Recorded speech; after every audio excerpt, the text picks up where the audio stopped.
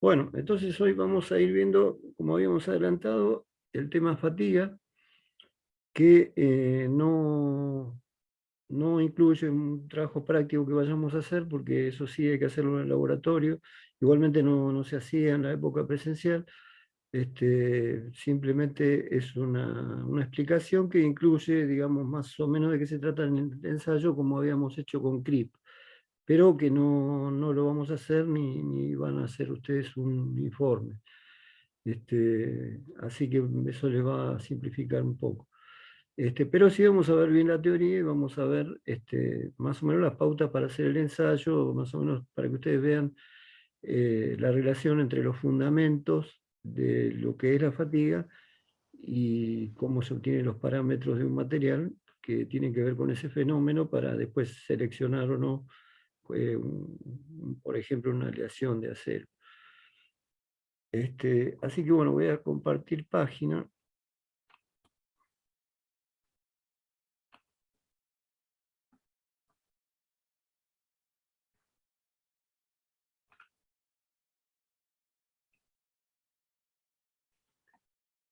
Y bueno, el tema sería entonces fatiga. El tema de fatiga está muy hablado. Sí se ve el ensayo y sí se hace todo completo eh, en la materia electiva, tecnología de la soldadura este, y fractomecánica, digamos que es una de las materias electivas de quinto año. En ese caso, los que opten por esa, digamos, como eso es netamente proyecto, netamente metalúrgico el tema, ahí sí se ve completo este ensayo de fatiga y los ensayos de mecánica de fractura. La mecánica de fractura en general caracteriza los materiales por varios parámetros, pero hay parámetros que tienen que ver con la tenacidad que tiene un material a ser, digamos, a que se rompa cuando tiene una fisura presente, digamos que ya está, y bajo una carga estática, este, que dentro de lo que son cargas estáticas puede tener dos fenómenos distintos que son la fractura frágil y la fractura dúctil, que eso depende de un montón de cosas, bueno, pero para algunos materiales hay que usar la teoría de la rotura dúctil y para otros la de la frágil.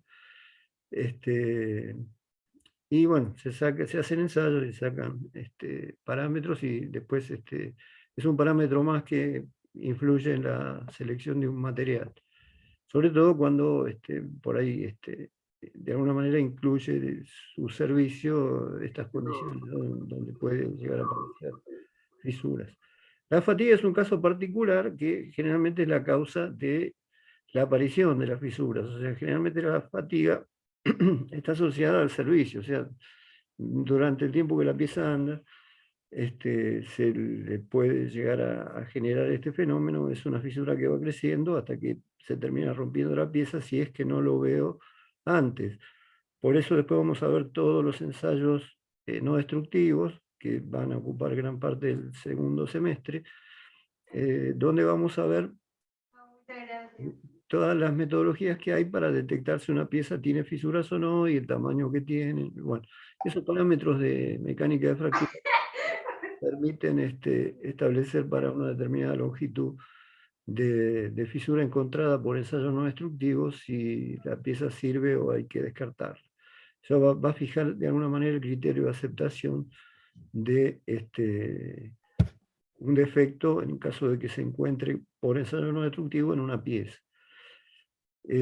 Así que la fatiga, digamos, es una de las causas más importantes de la falla de piezas, porque genera fisuras durante el servicio y esas fisuras se van propagando hasta que No. rompe la pieza, digamos. Las dos causas más importantes de la pérdida de piezas en servicio es la fatiga, que genera fisuras, y la corrosión.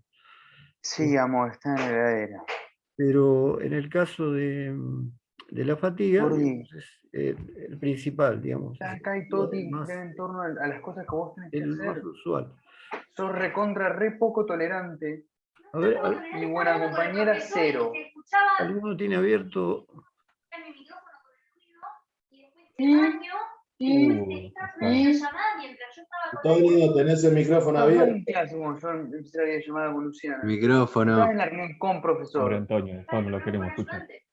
Bueno, está bien. Yo tengo mi reunión también. No me junté a tomar una birra con mi amigo por Zoom. Era de trabajo. Antonio, tenés el micrófono Antonio, abierto. el Antonio, micrófono. no queremos escuchar esa Micrófono. conversación. Bueno, amor. Perfecto. Ahora, si me dan ganas de toser, ya enseguida estabas así, suricateando atrás del monitor. Ah, no Tampoco sé si puedo lo toser puedo. en mi casa. micrófono. Che, ¿Todo no, te molesta? profe, no lo puede expulsar, sino Si que voy a después que mear vuelva a porque entrar. tiro la cadena, si toso, Claramente no está escuchando. no puedo hacer nada. Sí, ¿Me sí, estás por eso. jodiendo? No, estaba viendo si lo puedo mutear, pero Porque esa Bueno, opción vivís en una no casa con está. más gente. Que se escucha a alguien toser no tiene nada de malo. Está bien, la reunión con Luciana la tengo en Está el cuarto, interesante, ya bueno. fue. Yo pensé que habías terminado ahí. Cuando me hiciste seña, Ahí está, ahora sí. ahí está. Creo que lo pude mutear. Bueno, una nota de color que para distraernos un poco en estos momentos tan complicados, ¿no? Bueno, volvemos a lo nuestro, que es el tema de fatiga, y acá podemos empezar a clasificar entonces las cargas en estáticas y variables. Ya lo habíamos hecho cuando hablamos del impacto, dijimos que eran cargas variables, y justamente aplicadas de manera violenta. Las cargas variables también pueden ser cíclicas, o sea, pueden ser cargas que se repiten en el tiempo y van pasando de valores máximos a mínimos de manera alternativa, que son justamente las que van a dar origen a la fatiga. Para caracterizarlas, se saca una relación R, porque según el origen de la carga variable, digamos, de que la carga sea variable, puede darnos que la máxima es de tracción y la mínima también, o que la mínima es de compresión y la máxima es de tracción. O sea, la mitad puede pasar por cero, puede pasar por arriba, puede pasar por abajo.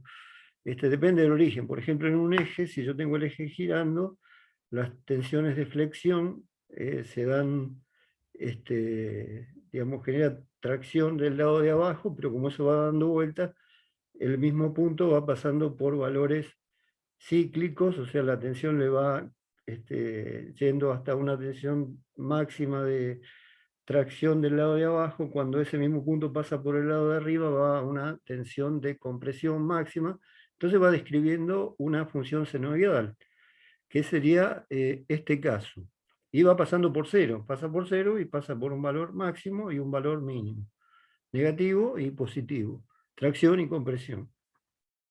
Pero no siempre es así, a veces el origen son vibraciones, son levas, son algún tipo de elementos de la propia máquina. Entonces esto puede ser, por ejemplo, que el centro, digamos, o el cero del ciclo esté por arriba del cero, o sea que todas las cargas estén corridas hacia arriba, o directamente puede llegar a ser que todas sean de tracción, entre dos valores de tracción máximo y mínimo.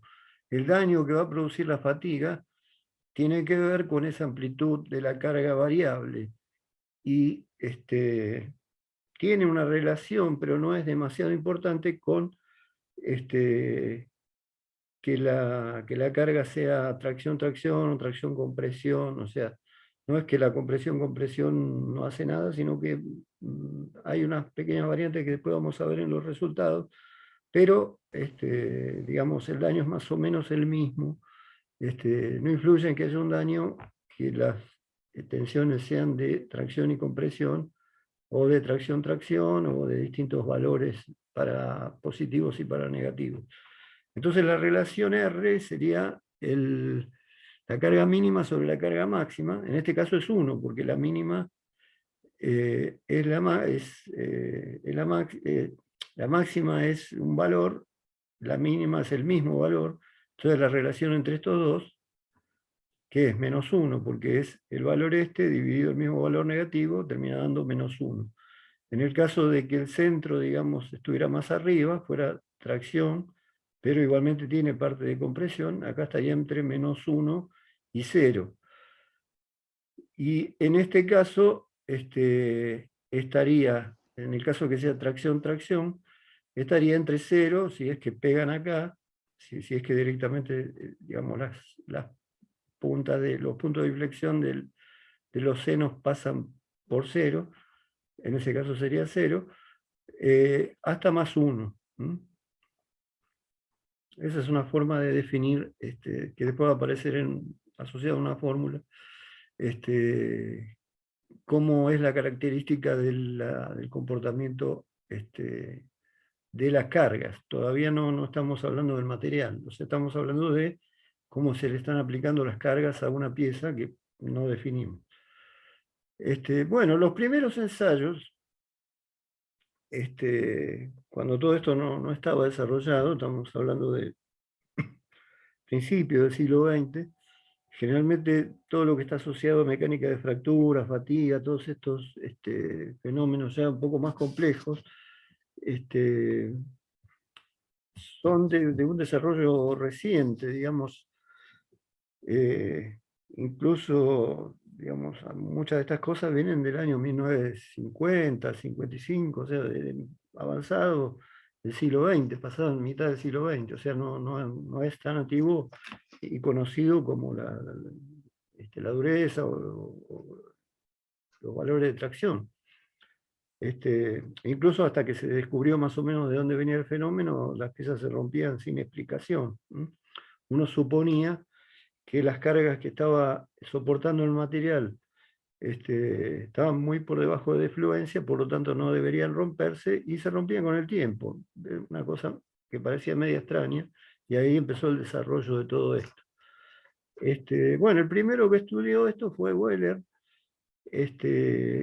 que empezó a trazar unas curvas de la tensión en función del número de ciclos que le duraba un eje. O sea, ponía un eje, escuchan todos bien, ¿no? Sí, sí, profe.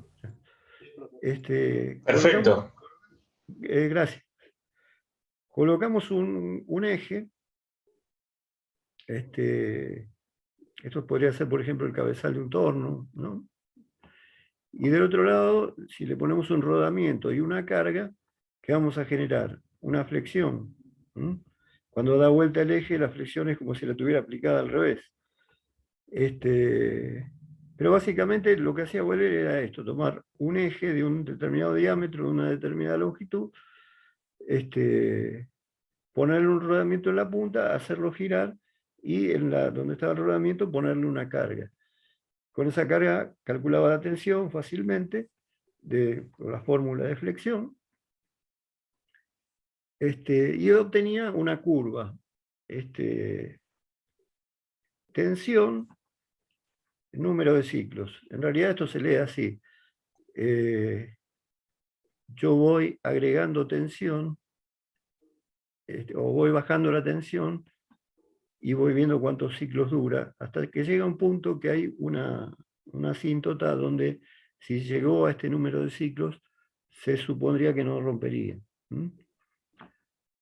De lo cual ya se empieza a inferir que las piezas que fallan, a diferencia de las que no fallan en servicio, tienen alguna diferencia, en algún lado son particulares. Después vamos a ver que tiene que ver con temas geométricos y temas asociados a la carga. Pero bueno, básicamente a las tensiones muy altas, digamos, como que le fallaban rápido. Le fallaban muy rápido. Pocos ciclos. Si yo voy bajando la carga y voy bajando la tensión, esta es tensión, voy bajando la tensión, me dura más, voy bajando la tensión, más, voy bajando más veces. Es algo repetido para una misma pieza, material y terminación superficial. Según la tensión, su vida es un número de ciclos n, repitiendo con otra terminación superficial, cambia la curva. Eso es a lo que iba. y también otro material va a describir otra curva. O sea, la terminación superficial, el tipo descubrió que influye. O sea, si hacía una rectificada era una cosa, si había una super pulida era otra, si era una terminada a torno, la curva era otra. O sea, cuanto mayor era la rugosidad de la terminación superficial, más mala era, como que con menos carga podía durar menos ciclos. Y digamos la que tenía mejor terminación superficial, se la podía cargar más y duraba en general más ciclos. O sea que la idea es hacer distintas curvas y trazar una familia de curvas para el mismo eje, el mismo material, pero distinta terminación superficial. Después podría ser otra familia para otro material con varios ensayos de estos, con el mismo material, la misma geometría, pero otra tensión superficial o directamente otro material y de vuelta todos los ensayos. Entonces así voy a tener familias de curvas de distintos materiales para distintas terminaciones superficiales. Entonces, bueno, ahí empezó a diferenciar que había materiales que se comportaban mejor y que también había alguna relación con la tensión superficial, con la terminación superficial. Hasta ahí, bueno, tenía un par de datos. Después se fue descubriendo que en realidad se podía clasificar en dos tipos de fatiga. La de bajo número de ciclos, que generalmente no se da en piezas que están fabricadas, pero bueno, forma parte, digamos, del conjunto de fenómenos de fatiga, que es la fatiga de bajo número de ciclos. Claro, si yo supero el límite elástico en cada ciclo, aunque sea un poquitito, se produce una histéresis del material. O sea, el material, si pasó el límite elástico, ya adquirió cierta dureza más grande. ¿Se acuerdan que habíamos dicho que si yo estiraba el material ya después tenía más resistencia? Entonces, cuando vuelvo acá abajo, ya paso a los valores negativos. Esto sería, digamos, como si fuera un ensayo de tracción, pero al revés, a la compresión. Es un espejo del otro ensayo, de tracción. Entonces, volvía por acá, la vuelvo a cargar, pero ya a partir de ahí, si yo pasaba los límites elásticos, como el material típicamente se va endureciendo, otros se van ablandando, pero en general se endurece, va tomando cada vez más resistencia y estos puntos se van corriendo. O sea, este próximo punto ya es como que tendría una tensión máxima más alta y va a pasar más arriba. Cuando vuelva, va a llegar más arriba todavía. Y así, digamos, no va a durar muchos ciclos, obviamente, porque en cada ciclo pasó el límite elástico. Eso prácticamente está garantizado en una pieza que uno diseñó de que no va a pasar el límite elástico, si no ya estaría arrancando con un error en el cálculo. Pero el fenómeno existe, o sea, es el típico fenómeno del efecto que se produce en un alambre cuando no tengo una pinza para cortarlo y lo doblo para un lado y para el otro, hasta que llega un punto que se pone la superficie como más gris y más áspera, justamente por el trabajo plástico que van teniendo los cristales, y se termina rompiendo con pocos ciclos. O sea, por ahí en 10 veces yo le doy para un lado para el otro y rompo el alambre. Depende del material. O sea, hay alambres que uno le quiere hacer eso y por ahí lo da vuelta 100 veces y todavía no lo pudo romper, y otros que rompen en 2 o 3 intentos. Entonces, eso es lo que se llama fatiga de bajo número de ciclos. O sea, lo estoy llevando a una deformación plástica en cada ciclo, y entonces en cada ciclo el material le van cambiando las propiedades y cada vez alcanza un punto más alto de tensión y por lo tanto se termina rompiendo, digamos. El tema que realmente nos importa, o sea, porque ustedes, si pongámosle, diseñan un eje, saben las cargas a las que va a estar sometida, por ahí saben que hay una carga variable, pero bueno, mínimamente van a decir, hay una carga variable entre un valor y otro valor, para ese módulo, van a usar ese valor como la carga aplicada, y pongámosle, si lo diseñan con la fórmula de flexión, van a usar esa carga, y se supone que esa carga en ningún momento pasa el límite elástico, por lo tanto, no se daría la fatiga de bajo número de ciclos. O sea, por definición, por cálculo, nunca pasaría la fatiga de bajo número de ciclos, porque yo, digamos, todos los diseños los hago en función del límite elástico. Pero sí puede aparecer la fatiga de alto número de ciclos, que es cuando, trabajando con tensiones elásticas, o sea, no paso del límite elástico, está bien diseñada, parecería estar todo bien, se produce el fenómeno por combinación de la característica cíclica de la tensión, o sea, porque la tensión es cíclica como vimos, y la presencia de un concentrador de tensiones de cierta magnitud y geometría, que ahora vamos a explicar de qué se trata.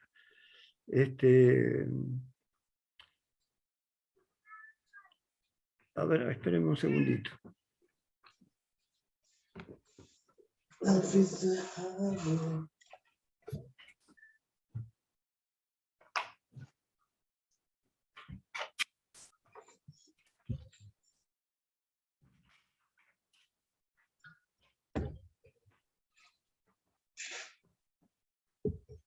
Bueno, muchas gracias, disculpen.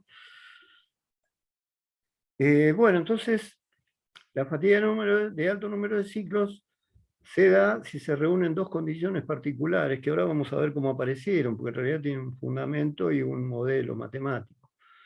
Pero la fatiga de alto número de ciclos es cuando, digamos, si lo viéramos desde el punto de vista de estas curvas, la fractura se produce ya, digamos, con cargas elásticas, sin deformación plástica, a una cantidad de ciclos importante.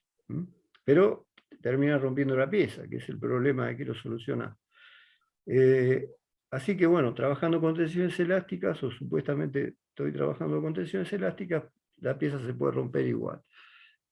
Bueno, ahí se empezaron a ver más datos, o sea, primero, según las curvas de Wheeler, se vio que según el material la característica era distinta, que la terminación tenía también que ver, y justamente se determina por los ensayos que ahora vienen más adelante, el tema de que la fatiga se produzca o no, tiene que ver con los concentradores que pueda llegar a haber. O sea, si hay un mecanizado, digamos, demasiado rústico, eso puede actuar como concentrador de tensiones, ¿se acuerdan lo que es?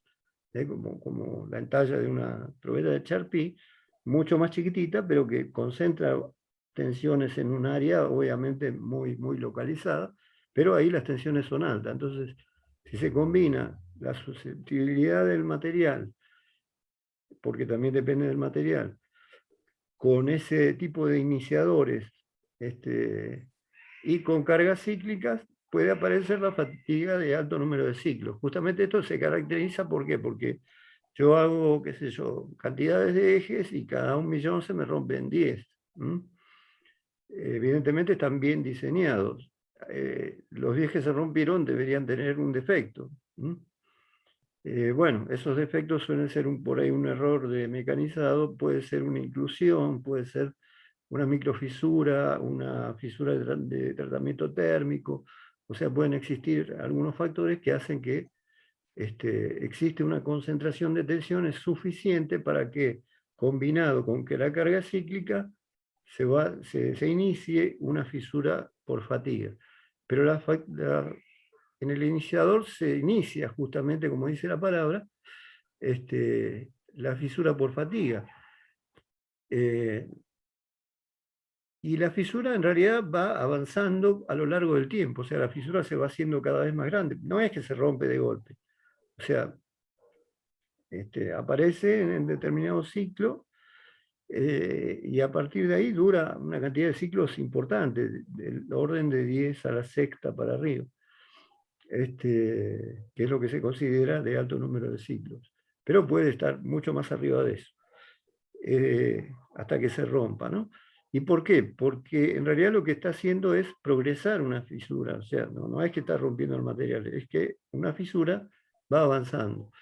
La característica que muestra este fenómeno es que una vez que se produjo la primera fisura, si yo sigo trabajando la pieza a ese valor de tensiones, ahora ya el concentrador se hizo más grande, se hizo más concentrador, digamos. En realidad aparece una fisurita, pero que tiene obviamente un angulito mucho más chiquitito, entonces la concentración es mayor. Entonces el fenómeno es irreversible, o sea, si sigo trabajando la fisura va a crecer, y cuando crezca, ¿qué va a pasar? Más concentración de tensiones, y por lo tanto la fisura va a seguir creciendo y creciendo, creciendo. Eso puede ser muy lento, puede ser lentísimo, por eso estamos hablando de millones de ciclos, ¿m? O decenas o centenas de millones de ciclos. ¿Qué es lo que le demanda llegar desde una fisura muy chiquitita que se generó por un iniciador hasta que la fisura, creciendo, creciendo, ciclo por ciclo, de a poquito, fue bajando demasiado la sección de la pieza, y digamos como que ya la sección que quedó remanente no alcanza para soportar las tensiones y se rompe. O sea, la fatiga no va a pasar al otro lado, siempre va a ir reduciendo la sección hasta que la sección va a ser demasiado chica para soportar la carga y se va a romper. Pero lo importante es que esto se va dando a lo largo del tiempo, o sea, va pasando el tiempo y va avanzando la fisura. Ahora vamos a ver unas fotos, pero se puede llegar a ver al microscopio unos circulitos, unas líneas, digamos, unos arcos, que salen de un punto que es el iniciador, justamente es donde arrancó, y que son los distintos estados de fisura cada vez más grande que fue tomando la pieza en su vida, hasta que rompió. Una pieza del mismo material, bajo las mismas condiciones de carga, y que no hubiera tenido ese iniciador, que como le digo, puede ser una inclusión, puede ser un poro, puede ser un error de tratamiento térmico, puede ser un error de mecanizado. Si no hubiera tenido ese iniciador, la pieza no rompía, porque las hermanas, digamos, la cantidad de piezas que salen de esa partida o que están funcionando, no se rompen. O sea, está bien calculada, pero, digamos, si existe un error que genera un iniciador suficiente como para que arranque la fisura va a arrancar y no para más. O sea, si sigo, ya la fisura al contrario tiende a crecer cada vez más rápido. Y esto pasa, digamos, pasa en la realidad. Bueno, acá se está viendo un poquito mejor. Acá vemos en esta pieza, bueno, esto sometido a flexión, es una llave. Y acá se ve que, en esta parte de arriba, ven que hubo un iniciador, a partir de ahí se empezaron a generar estas líneas redonditas que van rodeando. Cada una de estas, ahora lo vamos a ver mejor en son un estado que alcanzó la fisura, o sea, un tamaño que fue alcanzando la fisura, hasta que fue invadiendo toda la pieza y le dejó muy poquito y se rompió. Acá se ve mejor, o sea, tiene que haber un iniciador. A partir del punto donde inicia, acá se creó la primera fisura, y bueno, a partir de ahí, dándole ese estado cíclico de cargas, fue creciendo, fue creciendo, fue creciendo, hasta que el ligamento remanente, que es muy chiquito, no aguanta y se rompe. Pero como les digo, esto puede pasar años. Si hay piezas que no pueden fallar, o sea, hay que evitar de cualquier manera que fallen, como las piezas de un avión. Entonces todo el tema aeronáutico incluye muchos ensayos no destructivos, porque periódicamente a casi todas las piezas del avión se le hace un ensayo no destructivo. Por eso son tan importantes en aeronáutica, porque se aplican permanentemente. Cada tanta cantidad de ciclos de decoraje y aterrizaje se hace ensayos en determinadas piezas, cada cantidad de horas se hace ensayos en otras, pero digamos ya hay manuales y registros donde se va haciendo ensayos no destructivos para descubrir si hay fisuras que la vista no permite verlas, pero que existen, cosa de sacarlas del avión en ese mismo momento y evitar que después crezca la fisura y se termine rompiendo la pieza. O sea que en realidad si yo hago un ensayo no destructivo antes de que la pieza se rompe, me voy a encontrar con que la fisura está. La voy a encontrar en el grado que esté en ese momento. En realidad cada una de estas líneas es una profundidad que tuvo la fisura en algún momento. O sea, en algún momento tuvo por acá, se hizo más grande, acá se nota como más clarito. En un momento tenía esta forma y llegaba hasta acá, y el resto estaba unido. Pero después creció más. O sea, en realidad son todos estados por los que pasó la misma fisura. O sea, la fisura a medida que va creciendo va dejando la marca de todas las profundidades que tuvo en todo el ciclo hasta que se rompió. Pero como les digo, si con un ensayo no destructivo yo analizo la pieza, voy a encontrar la fisura por ahí con esta profundidad. No habría problema, la cambio y se me acabó el problema. Era una pieza que por alguna causa falló. En todo caso, lo que puedo hacer es hacer un análisis y ver por qué tipo de iniciadores, como para mejorar el diseño o mejorar el mecanizado, el proceso de fabricación. Pero, digamos, es como que lo más importante es encontrar el defecto antes de que provoque un accidente y sacarlo. Esta creo que la habíamos visto asociada a algún otro apunte que vimos antes, pero bueno, esto sería un cigüeñal. El cigüeñal siempre rompe por acá, donde se pueden llegar a concentrar tensiones, porque esto en realidad tiene un radio de acuerdo. Acá es donde van los cojinetes de biela. Eso está bajo aceite, con presión de aceite, o sea, cuando está en marcha es como que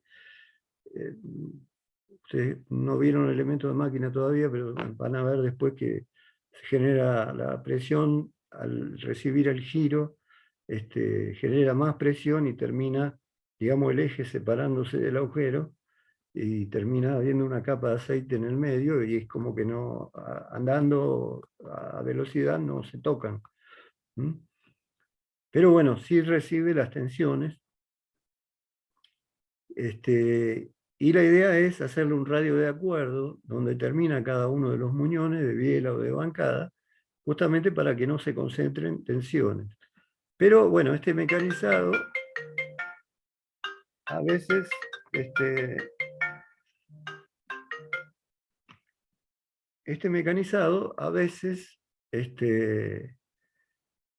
puede tener fallas, puede tener pequeños defectos, y generalmente ahí es donde se da la fatiga y donde se rompen los cigüeñales. Por eso un cigüeñal, cuando se hace una rectificación del motor y se saca, se aprovecha para hacerle un ensayo no destructivo, que normalmente es partículas magnéticas, que permite ver las fisuras que puedan llegar a aparecer, y en caso de que aparezcan fisuras, en algunos casos, si es muy grande y por ahí costaría muy caro cambiarlo, se puede llegar a reparar, se puede llegar a rellenar con soldadura, con unos métodos normalizados. Y si el cigüeñal es relativamente chico, directamente se descarta y se pone otro. Entonces, con eso se evita que se llegue a este extremo, como este cigüeñal que es de un camión y que se terminó rompiendo.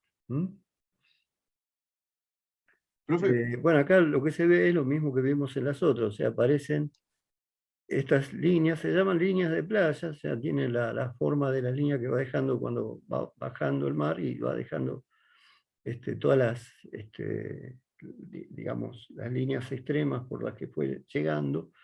Bueno, esto pasa lo mismo con con la fisura, pero al revés, o sea, esto es a medida que va creciendo. Pero fíjense que se ve clarito las líneas circulares que parten de algún iniciador que se puede llegar a buscar. Si uno, si uno quiere saber por qué falló el cigüeñal. Y esto que se ve acá abajo es el ligamento remanente. O sea, fíjense qué sobredimensionados que están, qué robustos que son, que se aguantó, digamos, primero una fisura chiquitita, después más grande, más grande. Si la hubieran visto, porque desarmaron el motor, lo hubieran arreglado, pero bueno, en este caso pasó, siguió trabajando, la fisura creció y creció hasta este tamaño, quedándole solamente este ligamento soportando todas las cargas. Y recién ahí, bueno, ya era muy poquito lo que le quedaba, recién ahí se rompió, se llegó a la fractura. O sea que trabajó con fisuras durante años. O sea, le demanda años llegar de un lado al otro.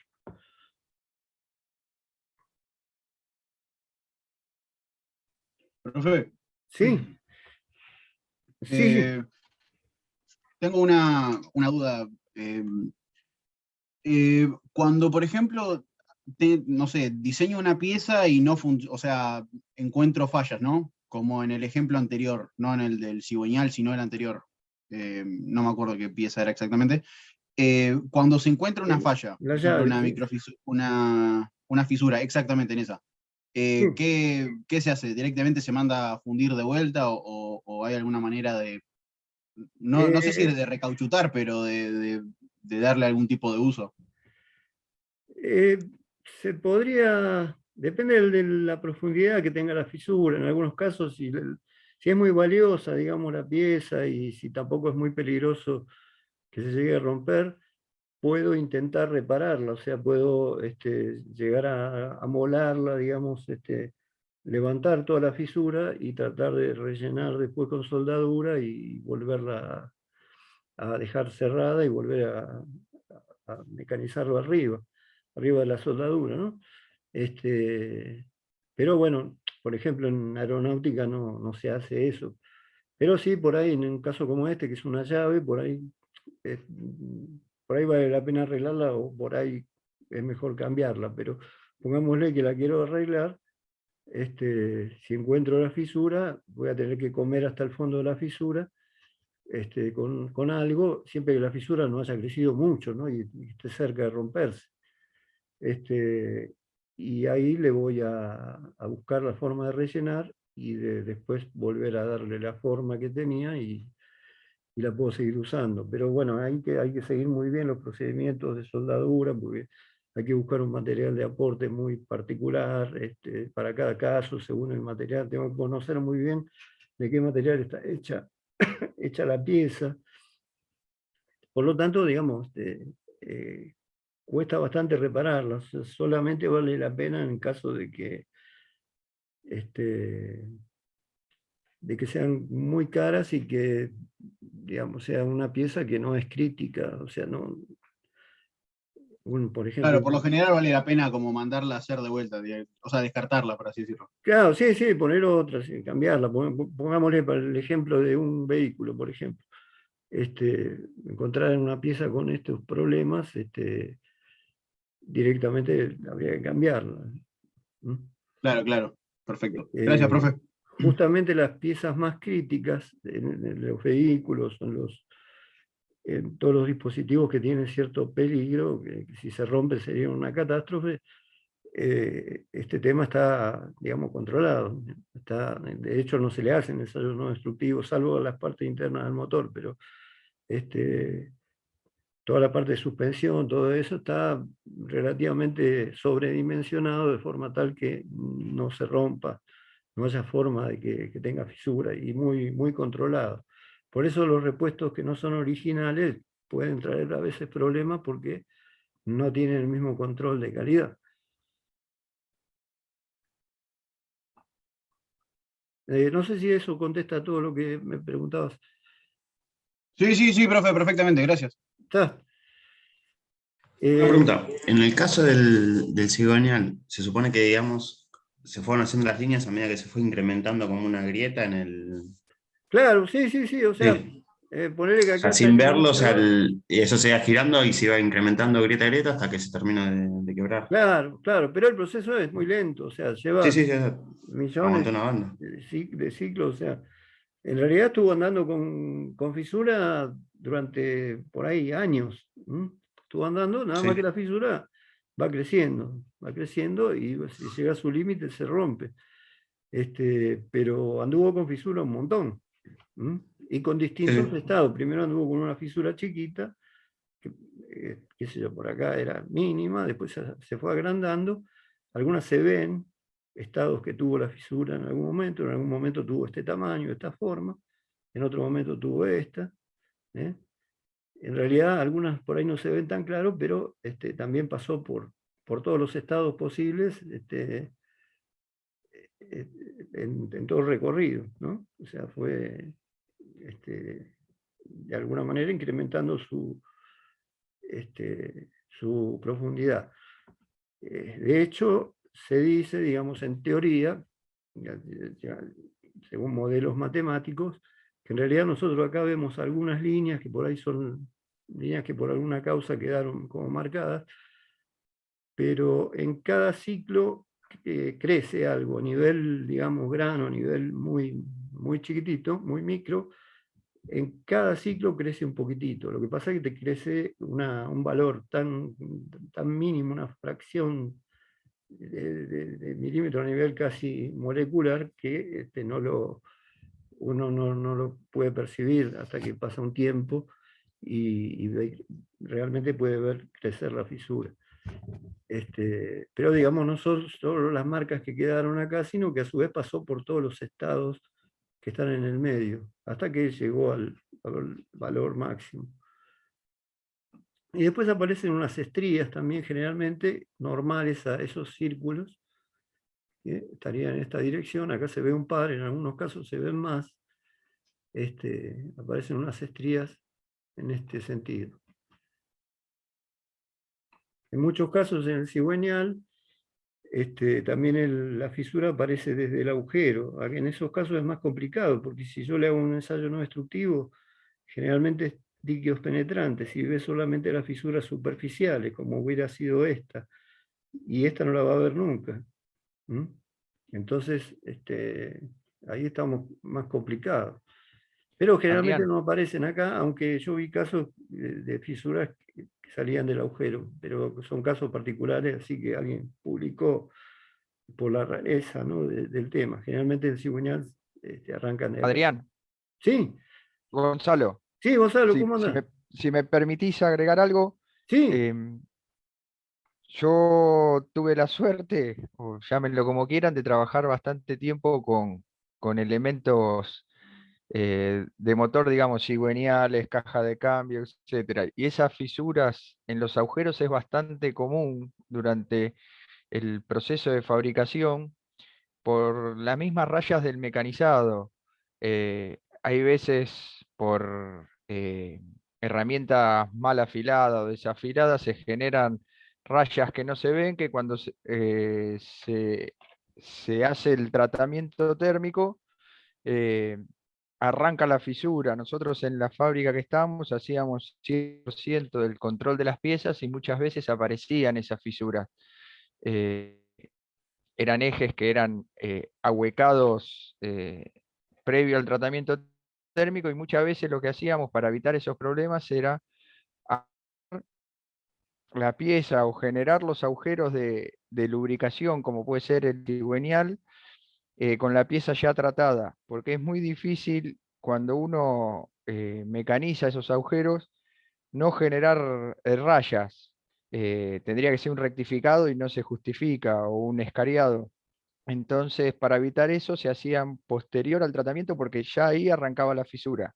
ah, Eh, y igual que en los engranajes, eh, se generaban en la raíz del diente en función del tratamiento, pero muchas veces parten de las rayas de mecanizado y no del uso.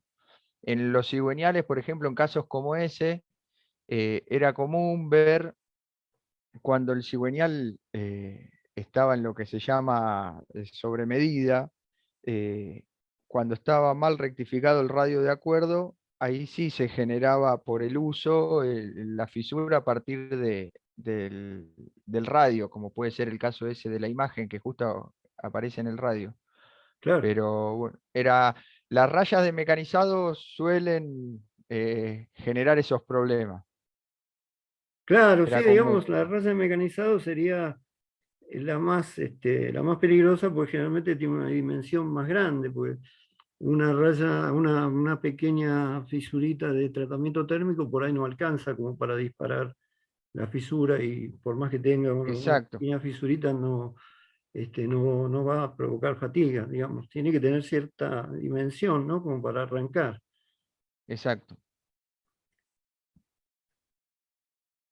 Gracias, Gonzalo. No, por favor. Bueno, estos son otros dos casos, pero es algo parecido. Esto en realidad es un tornillo, se ve, esto es la rosca. Y acá, bueno, apareció algún iniciador en el fondo de la rosca, lo cual es bastante común porque si digamos, la herramienta con la que se hizo la rosca no le está haciendo el fondo bien con su radio, el radio que corresponde según la norma, puede haber concentración de tensiones ya incluso sin generar fisuras, sin, digamos, generar fisuras en el roscado, sino que concentra las tensiones y la fisura aparece después. Y a partir de ahí, bueno, empieza a aparecer la fatiga. Acá se ven también los ciclos, los distintos estados de fatiga que alcanzó, hasta que llegó acá y rompió. Se ve siempre bien la diferencia porque la superficie de fractura directa, digamos, es mucho más, opaca, más rugosa, mucho más rugosa, porque pues, la fatiga en realidad lo que hace es que la pieza generalmente es tracción y compresión. Entonces en su ciclo de compresión se recalca el material de un lado con el del otro y va aplanando la superficie. Entonces la superficie de fatiga normalmente se ve como muy planita, muy lisa. O sea, se ven las rayas estas, pero se ve como una superficie, como si estuviera de alguna manera golpeada, ¿no es cierto? Este es el caso parecido en una pala de hélice de avión. Estos son casos que analizamos en la facultad. En este caso, bueno, había sido un fumigador que andaba por pistas de tierra y acá aparecía el iniciador, bueno, aparecía toda la fractura por fatiga, la fisura por fatiga, hasta que quedó poca sección, se rompió, y después nosotros le hicimos el análisis de falla. Entonces acá lo que se hace es cortar un pedacito de donde se inicia la fisura, porque acá sí había que saber bien por qué se había roto, porque era una especie de pericia, ¿no? Para saber quién tenía la culpa, digamos, que se haya roto. Y justamente aparecía el iniciador, todas las líneas, o sea, visto al microscopio, las líneas de fatiga se ven más todavía, se ven mucho mejor, incluso las primeras, que son las más chiquititas.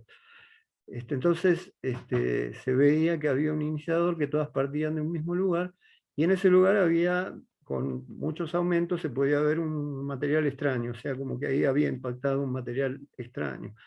Y bueno, esto es, concluimos que era una piedra de una pista de tierra, que pegó ahí, quedó incrustada, y ahí generó el iniciador de tensiones. Bueno, obviamente las tensiones son cíclicas, y con esa combinación de iniciador relativamente suficiente y cargas cíclicas, arrancó la fisura. Caso que es poco común en una hélice de un avión, por ejemplo, como en este caso. Sin embargo, bueno, puede accidentalmente pasar algo así, como que le pegó una piedra en un lugar y la marcó. O sea, de fábrica venía perfecta. De hecho, el resto la revisamos y estaba todo perfecto.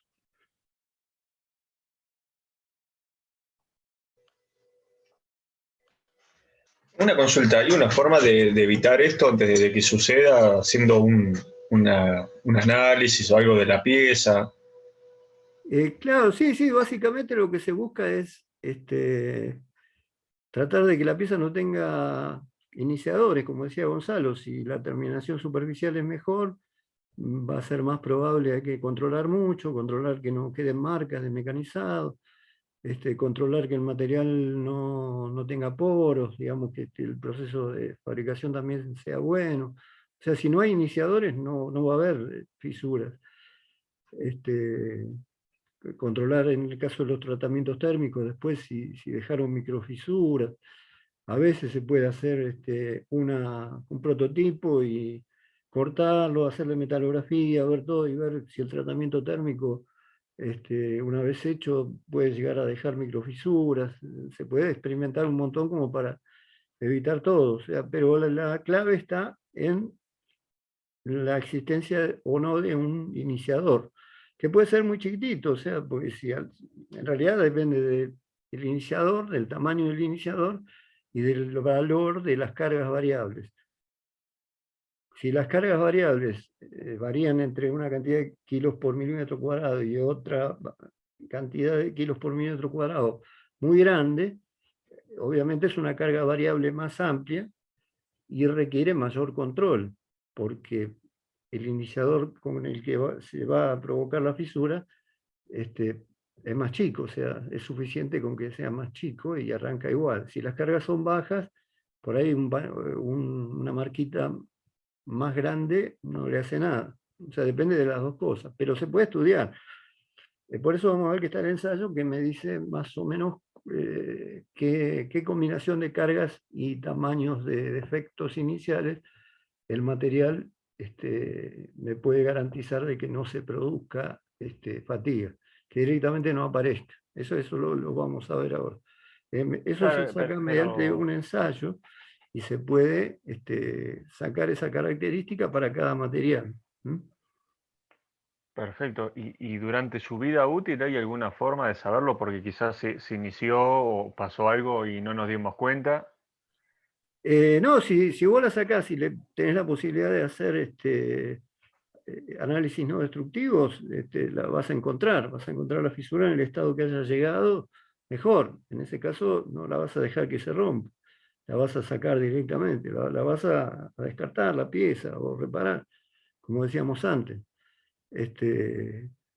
O sea, sí, hay formas de verlo con anticipación, pero si tenés la posibilidad de sacar la pieza, hacerle el análisis no destructivo y ahí ver si ya hay una fisura que se empezó a disparar. Y bueno, ahí la sacás de circulación y se terminó el problema. El tema es cuando hay piezas que no se controlan por ensayo no destructivo, entonces la fatiga puede aparecer y uno se va a dar cuenta que apareció cuando se rompa la pieza. Pero también se puede trabajar, como decís vos, en controlar los posibles iniciadores.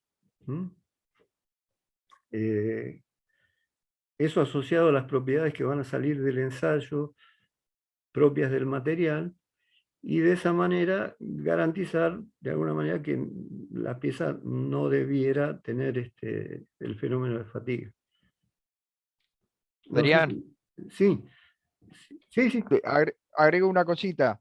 En casos como estas piezas, un indicador que puede ser fatiga, puede ser otra cosa, pero es algo que nos lleva a controlar las fisuras, es por ejemplo el balanceo. Cuando se empieza a desbalancear el motor o el árbol sobre el que estamos, el que estamos estudiando, una de las posibles causas puede ser un inicio de fisura.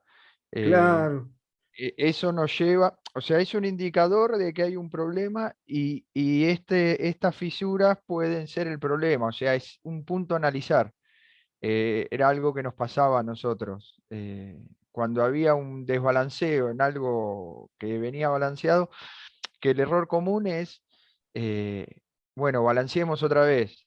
Bueno, el indicador ese nos lleva a analizar el conjunto, a ver dónde está el problema, no a buscar la solución rápida, pero era común, así como en un engranaje era el ruido. Claro, nos claro. llevaba a analizar y había veces que la raíz del diente encontrábamos fisuras. Y eso llevaba a que si lo parábamos a tiempo, el compañero, por decir, del juego de engranajes, no llegaba a dañarse, pero si uno seguía, se termina picando, aumentaba el problema. Pero son pequeños indicadores, hay veces difíciles de interpretar, que nos llevan a prender una alarma, ¿no? Era lo que nos pasaba a nosotros. Claro, claro, sí, justamente. Uno también, digamos, tiene que conocer las piezas con las que está trabajando. O sea, si uno ya más o menos tiene cierto, digamos, periódicamente está trabajando con las mismas piezas y ya más o menos conoce los defectos, ya como que lo maneja mucho mejor, como en el caso que dice Gonzalo. O sea, ya le conoce, le reconoce, digamos, los ruidos, las vibraciones o las cosas que puede producir la existencia de alguna fisura. Y ahí sí, bueno, en ese caso por ahí sí vale la pena desarmar, hacer el análisis no destructivo. Claro, en el caso que vos decís, claro, balanceabas de vuelta y seguía mal y no había forma, claro. Exacto, era común eso que pasara hasta que veías que se rompía la pieza, ¿no? Sí, en el caso de ejes, en realidad hay un componente de torsión importante, el más grande, pero hay un componente de flexión, que es el que va a generar tensiones axiales, que es el que por ahí nos interesaría en este caso, porque generaría este tipo de fracturas. Entonces, en los cigüeñales el tipo de, digamos, de fenómenos que tengo que ver son los causados por las tensiones normales, ¿no? Las sigma que aparecen en la dirección del eje longitudinal del eje.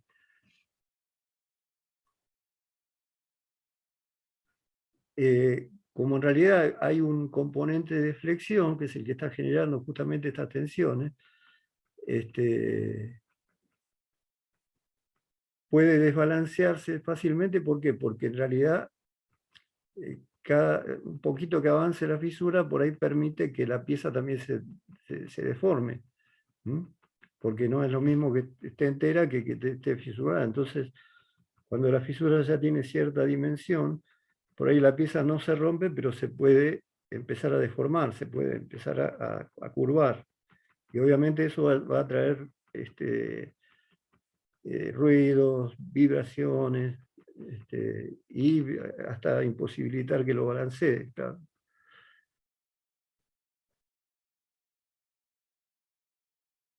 Profe, disculpe, ¿hay una guía de fatiga en el campus como la de tracción o dureza o Lo que de está en esas el así? campus es esta presentación así como este PowerPoint, como está acá, está idéntico en el campo. Bueno, gracias. No, bueno, este caso es el caso que también habíamos visto antes de una rosca donde hay un iniciador, por ahí un problema de marca que le dejó la herramienta, y acá se ve más ampliado, evidentemente es un problema en el fondo de la rosca, y acá se ve esta superficie más ampliada todavía. Para poder ver esto necesito un microscopio electrónico de barrido, o sea, no lo puedo hacer con un microscopio de metalografía o cualquier microscopio óptico, porque no puedo hacer foco, o sea, cuando el aumento es muy grande, como la superficie es tridimensional, digamos, tiene, como ven acá, montañitas, crestas, si pongo en foco una parte, se me sale de foco lo demás. Entonces, a través de métodos ópticos es imposible ver una superficie de fractura, una superficie que no es totalmente plana como la metalografía. Las probetas metalográficas sí son planas, que justamente las pulimos para que después se puedan atacar y se puedan ver los microconstituyentes. Y al ser planas no tienen problema de foco, entonces un microscopio óptico las ve bien. En este caso no, hay que trabajar con un microscopio electrónico que en lugar de luz usa electrones y después impactan en un sensor y dan una imagen. Digamos, al principio es parecido al óptico, pero trabaja con electrones. En una cámara de vacío está la pieza adentro, bueno, tiene toda una historia, obviamente sale mucho más caro, equipos de esos no hay muchos en el país. Pero bueno, se pueden ver. En este caso nosotros estas fotos las sacamos con un microscopio electrónico de la Comisión de Energía Atómica, de constituyentes. Bueno, permite hacer esto, ¿no? Ir pasando por distintos aumentos, y siempre las fotos salen perfectamente nítidas. Bueno, esto sería la superficie esta, entonces, es como va, cómo está deformada, digamos, la superficie. Pero particularmente lo que interesa es analizar esto, el iniciador, o sea, qué cosa había que hizo arrancar la fisura. Pero bueno, obviamente que esto es, en el caso de un tornillo, una rosca de una pieza que ya rompió. Una pieza que está en servicio, lo que puedo hacer es ensayos no destructivos y ver si tiene fisura o no. A lo sumo, si le encuentro fisura, si quiero hacer un análisis, la pongo en una prensa, la trato de romper y una vez que lo tengo en dos partes, puedo agarrar una parte y hacer este tipo de análisis. Digamos, eso como para depurar el diseño, como para saber de dónde vino el problema, o sea, como para mejorar el producto. Bueno, esto en realidad lo que nos está diciendo es por qué aparecen esas rayas, ¿no? La idea es que, bueno, empiezan a aparecer tensiones a 45 grados, y cuando le estoy dando un ciclo de tracción, la fisura que arranca cerrada se abre. Al abrirse se va a ir produciendo un redondeo de la punta de la fisura. Esto pasa siempre en las fisuras. La primera etapa es que la fisura tome una forma curva en la punta, y después cuando la vuelvo a cerrar, o sea, voy al ciclo de compresión o de mayor compresión, la pieza se vuelve a cerrar y esto se va aplastando y va dejando una marca como las que tenía atrás. Entonces, acá volvemos de vuelta a un estado parecido a pero tiene una marca más. Y así después arranca de vuelta. Y así es como va quedando la pieza con esas rayas que representan los ciclos en que fue abriendo y cerrando y la fisura creciendo. Pero este fenómeno en realidad indica que la fisura también fue creciendo porque se fue abriendo, se fue redondeando la punta, se fue cerrando después la punta en el otro ciclo, dejó las marcas estas de playa, y así sucesivamente millones de veces.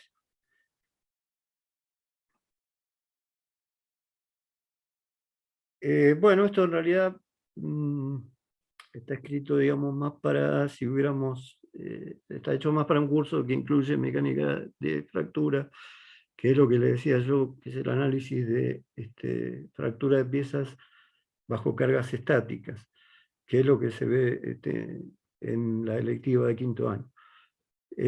Bueno, y ahí había dos tipos de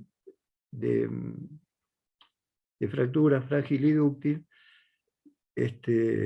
La fractura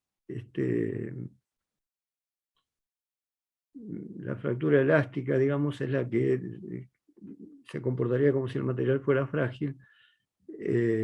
Trabaja con un parámetro que se llama K, y es la que se da a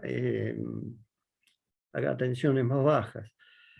Por eso es que dentro del modelo matemático de la mecánica de fracturas se utilizan después, o aparecen acá en las fórmulas, los parámetros asociados a K, que es el parámetro justamente del caso lineal elástico, y no del elastoplástico. justamente por un tema de... Está en la hipótesis. La hipótesis es que las tensiones son muy bajas.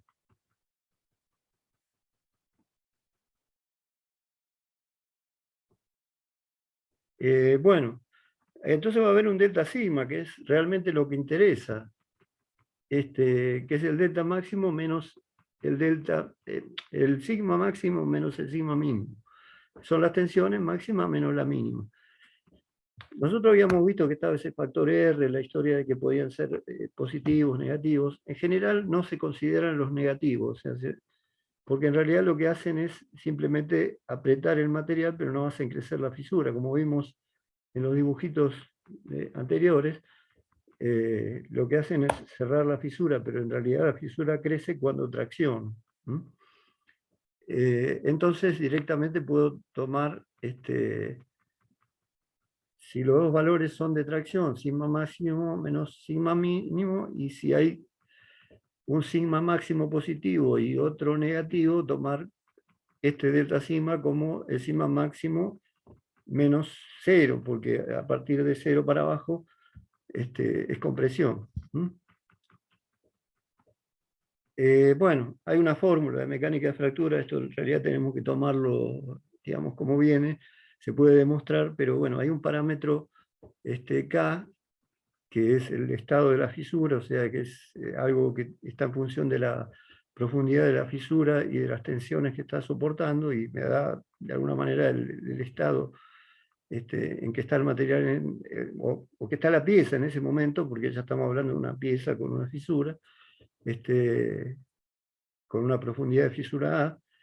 Esta fórmula, digamos, es la que nos está dando, si todo estuviera en términos de K igual a sigma raíz de pi A, nos estaría dando para el caso estático el estado, que después tendríamos que comparar con un valor propio del material para ver si lo supera o no, más o menos lo que hacemos con el ensayo de tracción, con un coeficiente de seguridad, todo, para ver si una fisura existente rompe o no rompe la pieza. Pero en el caso de fatiga lo tenemos que llevar la misma fórmula a delta, pues en realidad hay un delta sigma, como pusimos acá, es la diferencia entre dos valores de sigma, no hay un sigma estático. Entonces el delta sigma es la diferencia entre el máximo y el mínimo, o entre el máximo y 0 si los mínimos son negativos. Entonces, en lugar de calcular un K, se va a calcular un delta K como delta sigma, raíz de pi por A, y un factor que es propio de la geometría de cada pieza, que se saca de ábacos. El laburo para armar todo esto es medio completo. La historia es que, yo me voy a pasar un poco adelante para que ustedes vean cómo son las probetas. Se sacan probetas que en realidad son prismas, digamos, es como si fuera una placa de un espesor bastante importante, pero de mayores dimensiones, digamos, en los otros lados. O sea, dos caras grandes y un espesor más chico que las separa. Pero no es una chapa, digamos, es una placa importante. O sea, consideren que esto, digamos, si lo viéramos en 3 dimensiones, tiene un espesor más o menos de este tamaño que estoy marcando, ¿no? Eso sale todo proporcional y sale por norma.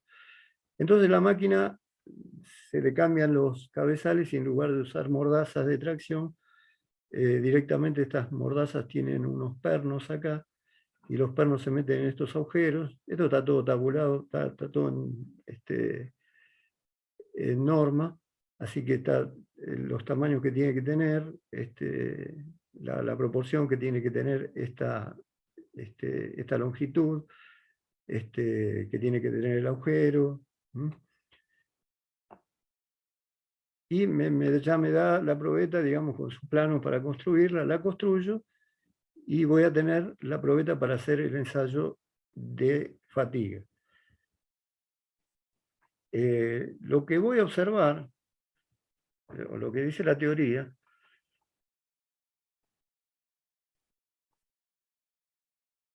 es que si yo pongo Diferencial de A sobre diferencial de N, ¿qué sería?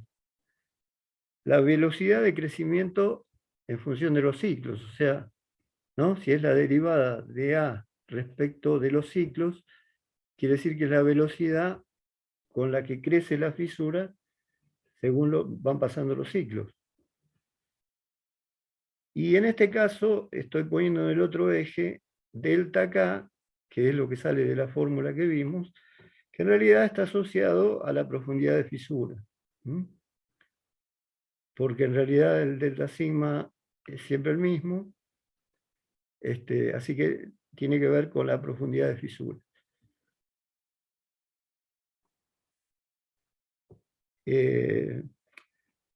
O sea que en realidad si yo pusiera acá en lugar de sigma, lo pusiera en función de K, lo pusiera en función de la profundidad A de la fisura, o sea, imagínense la fisura que tiene una forma de, como si fuera una media luna, y tiene una profundidad A. En realidad, bueno, eso sería para una fisura pasante, pero asemejemos el caso a cualquier fisura. Nos va a describir digamos, este comportamiento, nos va a describir una curva como esta, que es lo que se llama la ley de París o la curva de París. Lo que dice esta teoría, que en realidad se demuestra por ensayo, es que hay un delta K límite, o sea, una conjunción de la tensión que yo le estoy poniendo en juego y el tamaño del iniciador que puede llegar a ver, que es umbral, o sea, tiene un valor umbral. Si metido en esta fórmula, la tensión que está en juego y la magnitud de la geometría de la fisura no superan este valor, la fisura no se va a producir. O sea, no hay suficiente tensión o no hay suficiente tamaño de defecto para que se genere y se inicie una fisura. O sea que puedo jugar con esto. O sea, si me pongo matemático, digamos, puedo, por ejemplo, ver qué terminación superficial me hace falta para que la magnitud de los A que la pieza ya trae sea remotamente más pequeña del valor crítico. Pero bueno, la idea sería que habría un delta K que está asociado a la tensión a la que va a trabajar la pieza y a el tamaño inicial del defecto, que si no lo supero, no se debería producir. Si en esa pieza, ¿qué es lo que pasa en la mayoría de las piezas? O sea, se cumple esto en la mayoría de las piezas porque se rompe una estadísticamente en 1.000.000, pongámosle, o en 100.000. O sea que en general la pieza lo cumple esto. El problema es que algunas veces me rompe uno.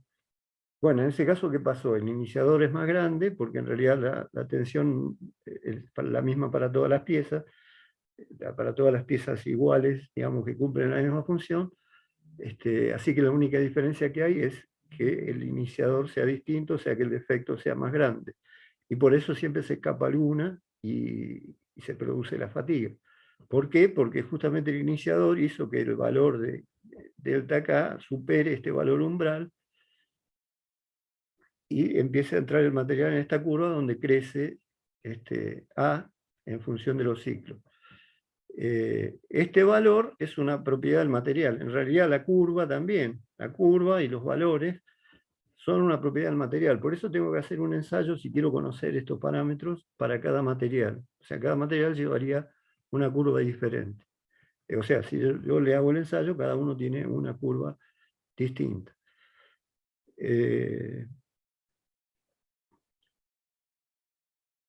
Por lo tanto, hay materiales que son más susceptibles a sufrir el fenómeno de fatiga y otros menos susceptibles, que esa sería la otra variable, el material. Por ahí, en un material, las tensiones que está sometido más el tamaño del iniciador superan este valor y la pieza empieza a a ser sometido a fatiga, digamos, empieza a propagarse la fisura. Y a lo mejor para otro material, como este límite está más arriba, el mismo iniciador y las mismas tensiones no le genera fatiga. Por eso también es importante, en piezas que están sometidas a cargas variables, elegir un buen material para esa función que sea el que tiene este límite más alto. Bueno, en realidad, como ven acá, dice el logaritmo. Esto quiere decir que si yo, digamos, este comportamiento lo voy tomando y lo voy dibujando en un diagrama doble logarítmico, me va a dar acá en el medio una recta. Que a su vez es la otra propiedad del material respecto a la fatiga, que es la velocidad de crecimiento de fisura por fatiga. Si este valor es muy alto, quiere decir que crece muy rápido. O sea que si la pendiente, digamos, es grande, quiere decir que la fisura crece rápido. O sea, por cada ciclo que va pasando, crece más. Eso también es propiedad del material. O sea, es acá donde empieza a intervenir el material. Entonces, yo necesitaría un material donde esta curva sea lo más favorable posible, o sea, que sea lo más de la menor pendiente posible, de forma tal que el material, en caso de que tenga fisura, también le crezca más despacio. Sería otra forma de otro tipo de control que puedo hacer yo después sobre la pieza. Digamos, esto es a nivel muy científico, ¿no? Digamos, esto se aplica a piezas de centrales nucleares, digamos, no es para cualquier pieza, digamos. En el diseño de alguna pieza, digamos, más tradicional, se hace por prueba y error, digamos, se va probando hasta que se depura el diseño. Bueno, pero básicamente esto nos da una recta porque estamos trabajando en un diagrama doble logarítmico, pero si no fuera, digamos, doble logarítmico el diagrama, fíjense que no es la ecuación de una recta, sino esta ecuación exponencial, donde esta velocidad de crecimiento de fisura por ciclo es igual a una constante que es propia del material por el valor de delta K, que sería el punto que escribo acá, el eje X, elevado a M, que también es un valor propio del material. O sea, A y M son constantes del material. A través de esos A y M calculados por ensayo, yo puedo evaluar la capacidad del material a trabajar por fatiga. O sea, si tiene un M alto, le va a crecer muy rápido la fatiga. Y el otro parámetro es el delta KTH, que es el umbral, que es un valor que si no supero, no se puede producir la fatiga. Así que bueno, esto en realidad representa esto, pero nada más que el gráfico está en doble logarítmico. Si yo hago logaritmo de este lado, me queda logaritmo de esto igual a logaritmo de esto por m por logaritmo de esto. Entonces me queda la ecuación de una recta. Del tipo I igual a x, a igual, mejor dicho, I igual a más x por b. Que es la ecuación de la recta, por eso la veo así acá. Esto es medio complicado de entender.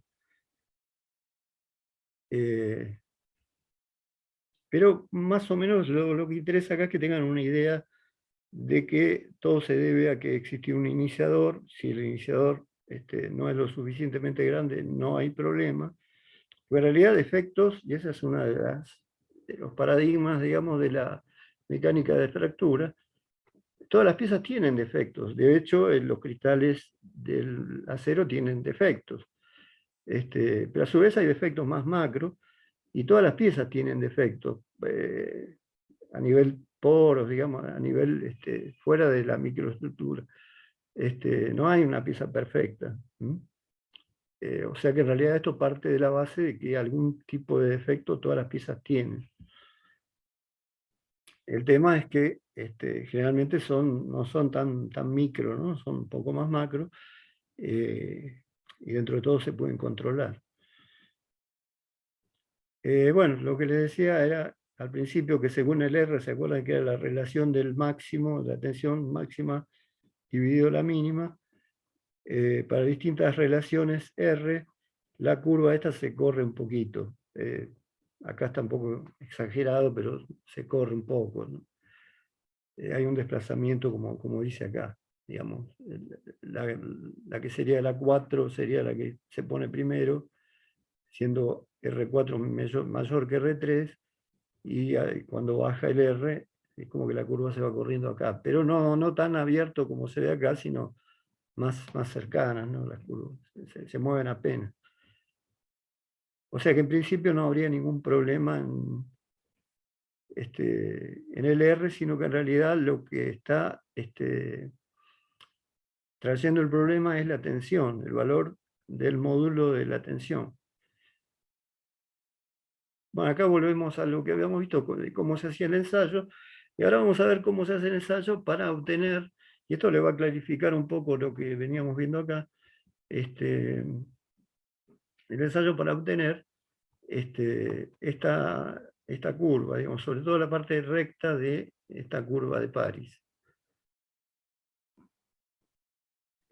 Bueno, la idea es entonces someter la pieza a un estado de cargas variables, normalmente senoidal, entre dos valores que da la norma, positivo y positivo, o sea, tracción, pero entre dos valores. Uno conoce perfectamente el valor de tensión que hay entre el máximo y el mínimo. En realidad la norma, digamos, ya una vez que uno diseña la probeta y tiene en cuenta qué tipo de material es, ya la norma, digamos, lo va llevando a tablas y gráficos que le van diciendo cómo tiene que ser la probeta, con qué valores la tiene que trabajar, con qué frecuencia. Porque a su vez la máquina trabaja a una determinada frecuencia, porque si yo la máquina la hiciera trabajar con la frecuencia que a lo mejor tiene una pieza, me llevaría los años que le lleva a la pieza a romperse, me llevaría de ensayo. Está bien que la probeta es chiquitita y digamos, la fisura la va a romper antes, la va a romper sin crecer tanto, pero cuanto más acelero el ensayo, mejor. O sea, cuanto más hertz le doy, la máquina, por ejemplo, que tenemos en la facultad da hasta 1000.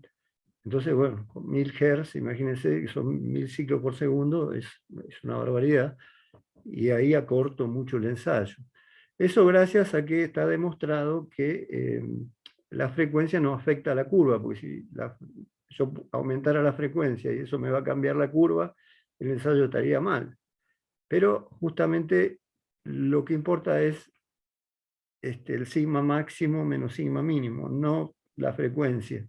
Entonces, si bien no va a ser la frecuencia que va a tener después lo que yo diseñe con ese material en servicio, el ensayo va a dar igual, o sea, va a caracterizar el material para cualquier frecuencia con la que después se pueda trabajar. O sea, voy a acelerarlo simplemente para que el ensayo me dure 4, 6, 8 horas, y la probeta se rompa y ahí ya pueda empezar a trabajar después con el resultado. En realidad lo que voy a tener que hacer es ir contando en qué medida va agrandándose este valor C, que acá está como C, pero es lo que veníamos viendo como A, ¿no? Que era la profundidad de la fisura. En qué medida se va agrandando este valor de profundidad de fisura con los ciclos. Lo que voy a ir viendo es, como les había dicho antes, que a medida que la fisura es más grande, llegar de una cantidad de ciclos, o sea, para un incremento de ciclos, donde al principio avanzaba muy poquito, ahora para los mismos ciclos avanza mucho más.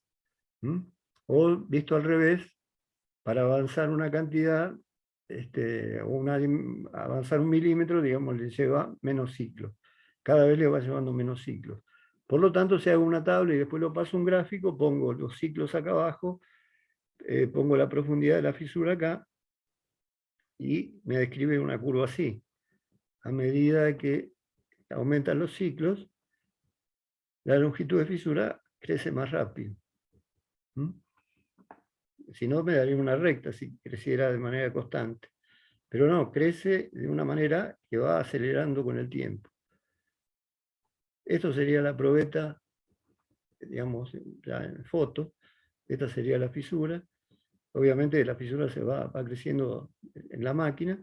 Se puede medir haciendo rayitas acá y con una lupa ir viendo, sabiendo qué distancia hay entre raya y raya, se puede llegar a ir determinando los ciclos que le lleva pasar de cada raya a la siguiente. O se puede usar una especie de string gauge que en realidad se pega como un string gauge, pero no es un string gauge, son conductorcitos que no les va a variar la resistencia por deformación, sino que simplemente se van a ir cortando a medida que aparezca la fisura y vaya creciendo. Entonces, como se van cortando, ahí sí va cambiando la resistencia y lo puedo registrar y puedo tener una medida más exacta de las profundidades de la fisura. Para trazar este gráfico, ¿no? Para hacer la tabla y trazar el gráfico. Esta sería una máquina hidráulica que permite hacer eso. La máquina, para poder hacer eso, tiene que ser hidráulica, porque es la única máquina que tiene respuesta como para poder, a una frecuencia alta, dar la tracción y la compresión a los valores que yo le estoy pidiendo. Una máquina de tornillo no tendría forma de poder cambiar, digamos, la dirección de la carga y llevarlo a la carga máxima hasta la carga mínima y de la máxima de vuelta a la mínima y otra vez a la máxima. O sea, hacer esos ciclos no lo podría hacer a mucha velocidad. O sea, por ahí podría trabajar a un ciclo o a 10 ciclos por segundo, como mucho, pero no me permitiría hacer este tipo de ensayo. Entonces tiene que ser hidráulica, que sí, tiene una respuesta, como les decían, hasta 1000 Hz, por ejemplo, en el caso de la que tenemos en la facultad. Así que bueno, básicamente esto es lo que controla la máquina, la bomba hidráulica y el sistema. Es como una máquina de tracción, o la misma máquina de tracción adaptando los cabezales a perno y agujero, como les había dicho, la misma máquina de tracción funciona. Bueno, esas son imágenes del laboratorio de la facultad. Acá en realidad está con los cabezales de tracción, no está con, habría que sacar estos cabezales y poner el cabezal que les decía, que se veía en las primeras fotos, donde hay un perno para meter los agujeritos de la probeta de esa cuadradita. Y ese es el sistema hidráulico que da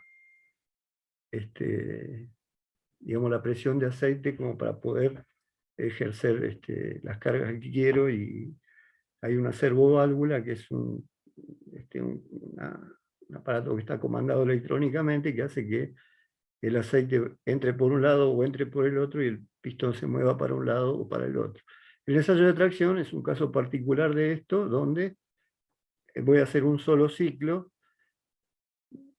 muy lento, al revés que el de fatiga, muy lento, y un solo ciclo solamente de alargamiento. Pero la máquina permite hacer este tipo de ensayo cíclico.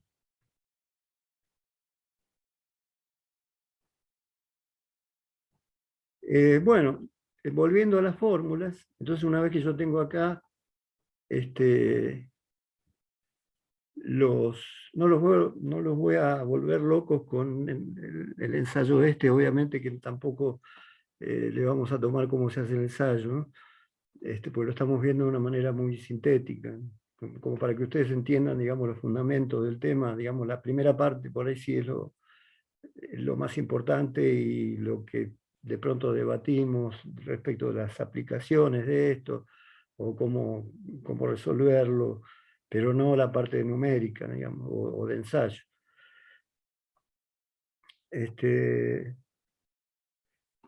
La idea es volcar todo esto a una recta sobre un papel doble logarítmico, o directamente hacerlo en Excel tomando los logaritmos, y va a tomar la misma forma que tomaba la recta del periodo del medio de la curva de París. O sea, voy tomando de acá las derivadas diferencial A sobre diferencial N, y por otro lado voy tomando los delta sigma que salen con esta fórmula, y si los voy tratando dentro de un diagrama logarítmico, me dan rectas. Estas rectas, acá se repite lo que vimos antes, nos están diciendo que la función es esta, y que cada material tiene una recta distinta, o sea, algunos crecen más rápido, otros crecen más lento. Bueno, acá está explicado por qué, si la función es esta, la estoy viendo como una recta. ¿Por qué? Porque si hago logaritmo en los dos ejes, termina saliendo la ecuación de una recta. Lo que permite hacer el ensayo este es la evaluación del crecimiento de fisura, ¿no? En qué medida la fisura crece una vez que arrancó. Si lo ven acá, ese crecimiento está caracterizado básicamente por este valor m, porque es el exponente de esto, o visto en logarítmicos también, es lo que está multiplicando acá.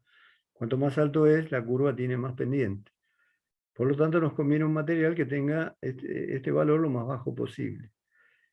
Pero esto solamente ve de toda la curva de París, que era una curva al principio, después aparece la parte recta, que es todo el crecimiento, o sea, todo lo que se ve cuando vimos esas imágenes donde veíamos los distintos estados de fisura. Bueno, esos corresponden a toda esta etapa recta, o que se ve como recta en el gráfico. Son los distintos estados de crecimiento de fisura que tomó en esta etapa que lo vemos como una recta, que justamente representa el crecimiento de la fisura hasta que llega a un punto donde ya no tiene, digamos, la tensión es muy alta porque la sección bajó y se rompe la probeta.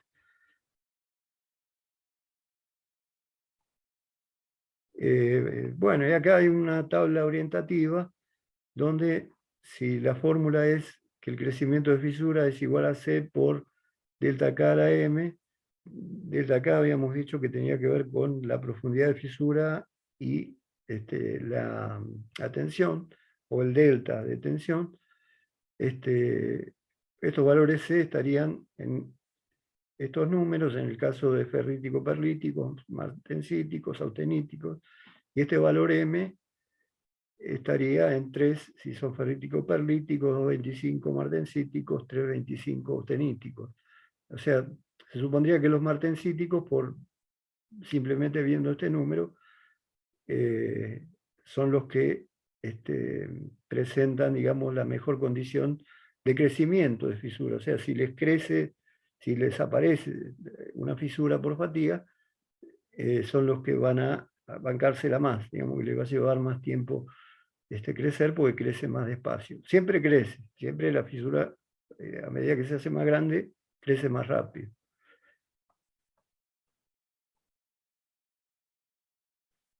Esto obviamente cada material lleva un ensayo distinto y cada material tiene sus características y cada material va a tener un C y un M, ¿no?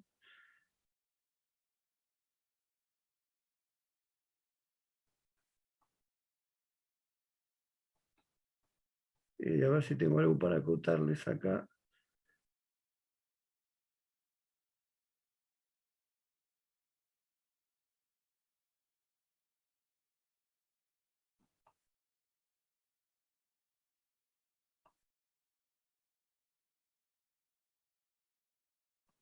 No, está bien. Después lo que se puede hacer es,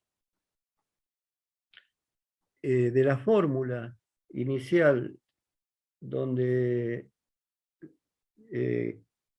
K es función de la profundidad de fisura A y de la delta sigma, que es la tensión aplicada, o la diferencia de la máxima y la mínima aplicada, se puede llegar a ordenar de una manera tal, y sacando la integral, me va a terminar dando una constante acá adelante. Esto se puede calcular, y lo que termina haciendo esto es dándome para una determinada profundidad de fisura y para un determinado material donde conozco el M, que sale del ensayo, entre dos profundidades de fisura, cuántos ciclos le quedan, digamos, cuántos ciclos va a tener hasta la rotura, hasta terminar con la parte 2 de la curva de París. O sea que yo puedo, en caso de medirlo mediante un método no destructivo, encontrar una profundidad de fisura a sub cero, y conociendo mediante cálculo cuál sería la máxima profundidad que podría llegar a alcanzar la fisura sin que se rompa, podría calcular cuántos ciclos le faltan, en base a todo lo anterior, podría calcular cuántos ciclos le faltan para romper. O podría dar vuelta a toda esta fórmula y calcular cuál sería la profundidad crítica donde me está indicando que ya está a punto de romperse. Bueno, esto, como les digo, digamos, tómenlo como la explicación de un ensayo que existe, véanlo como ensayo, pero digamos no lo estamos haciendo el ensayo sobre la máquina, o sea, sé que cuesta mucho llegar a entender, y encima hay metidos escalas logarítmicas, conceptos de delta K, de K, que vienen de otro lado, que no estamos demostrando, o sea, no es que vayamos a tomar nada de esto. Lo importante es que ustedes conozcan, por lo menos hasta acá, cómo es el fenómeno, cuál es el fenómeno de fatiga, por qué se da, por qué hay de bajo número de ciclos, de alto número de ciclos, de dónde arrancó el estudio, que después apareció un estudio, digamos, mucho más exhaustivo. Y después esto se puede llegar a relacionar también con la primera etapa de todo esto que hablamos. Habíamos dicho que acá había un límite de fatiga, o sea, como el ensayo de Wheeler era una curva que tenía que ver con la terminación superficial.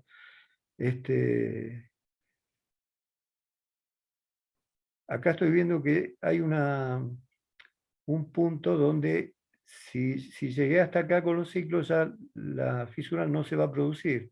Bueno, esto justamente está ligado a todo lo que estuvimos viendo a lo último, a que como cada curva de estas de Wheeler tiene que ver con una terminación superficial distinto, las mejores terminaciones superficiales me van a dar límites de fatiga más altos.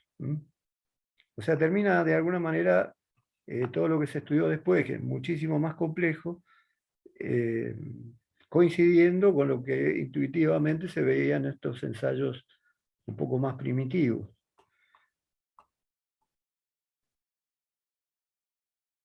Así que bueno, como les decía, digamos, acá ya, cuando arrancamos con el ensayo, lo que importa es que conozcan que hay un ensayo, que hay una curva que describe cómo crece la velocidad de crecimiento justamente de fisura, que hay una etapa de iniciación, una etapa de propagación, que es lo que se ve marcado en la pieza, y una etapa donde ya directamente la pieza está al borde de fallar y se rompe. Que eso tiene una fórmula. No es que le vamos a preguntar la fórmula. Ni tampoco hay que hacer un práctico con esto. El resultado del ensayo sería esta curva, ¿no?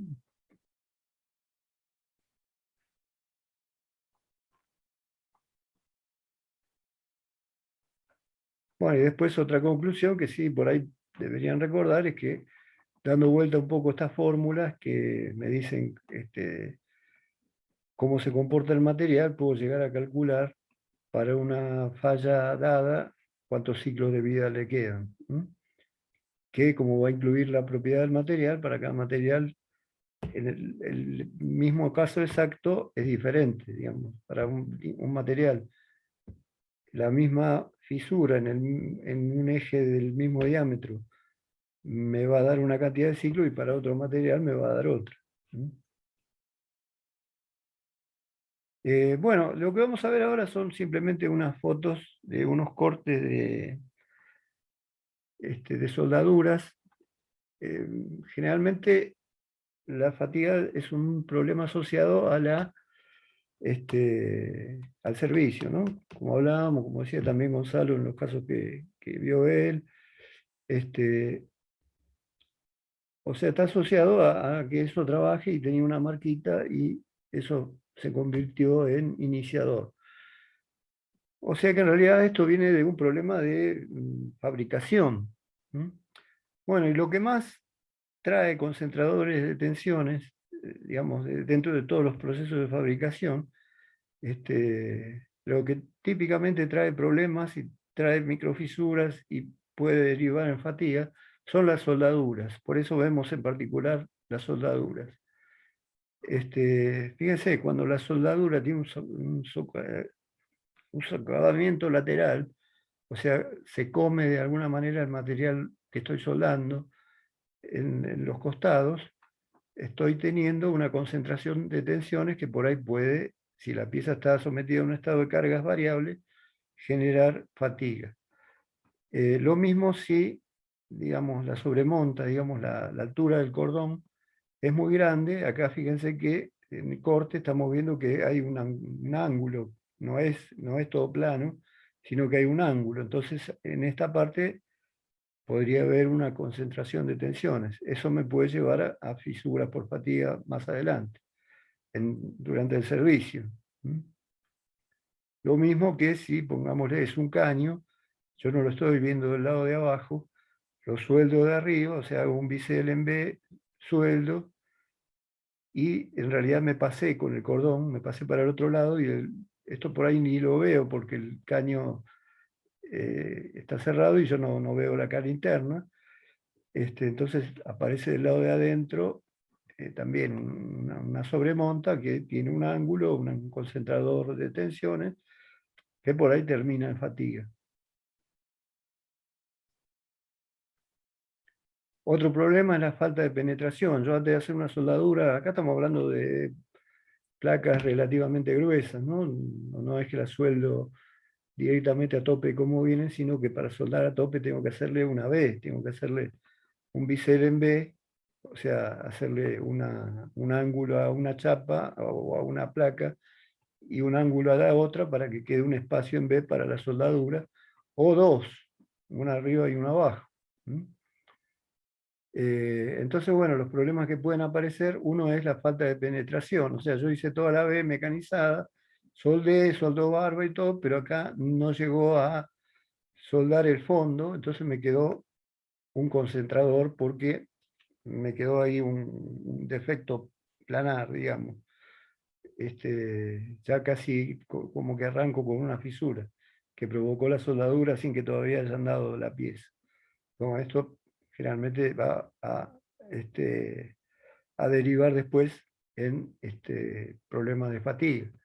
Lo mismo que si hago un doble bisel, o sea, tengo un bisel enfrente del otro, y no hay la penetración suficiente para que se toquen estas dos, y en el medio me quedan los dos materiales separados. Esto es una especie de fisura, que se estaría viendo si uno lo ve por radiografía, y visto de arriba se ve como una falta de fisura. Es una falta de unión de estas dos piezas. Esto es lo que se llama penetración incompleta. Bueno, esto en función de las posibilidades que hay de que la soldadura misma, como proceso de fabricación, derive después en fatiga. Bueno, pregúntenme, entiendo que tendrán 1000 preguntas o puede haber partes que no las hayan podido por ahí entender en profundidad.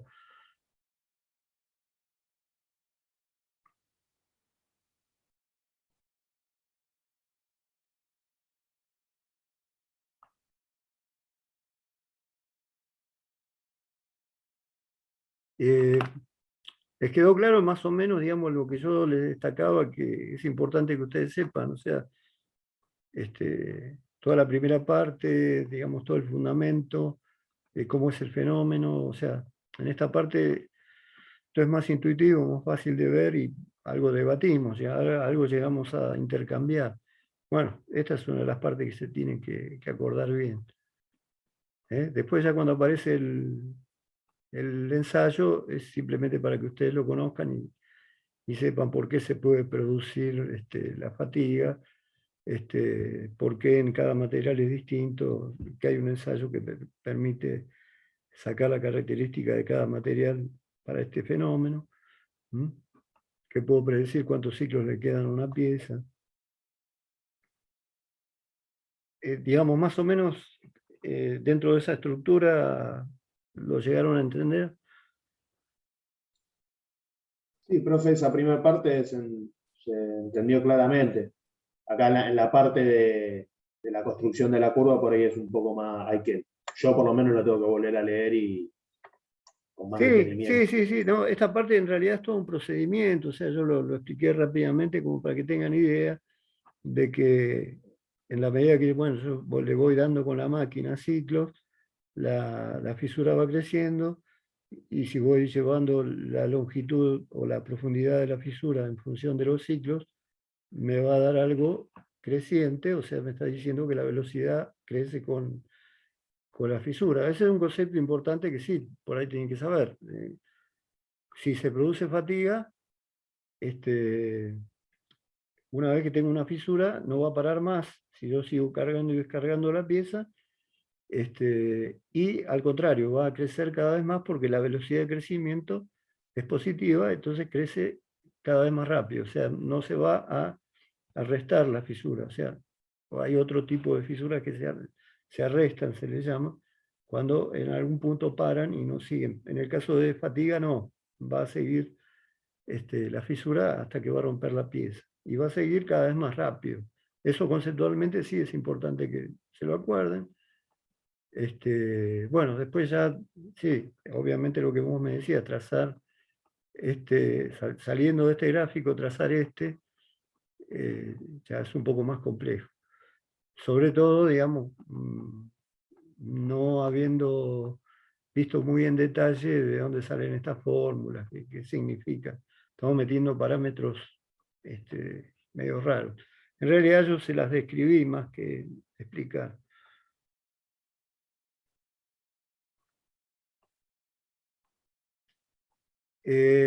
Digamos, todos más o menos sacaron la misma conclusión que el compañero que habló.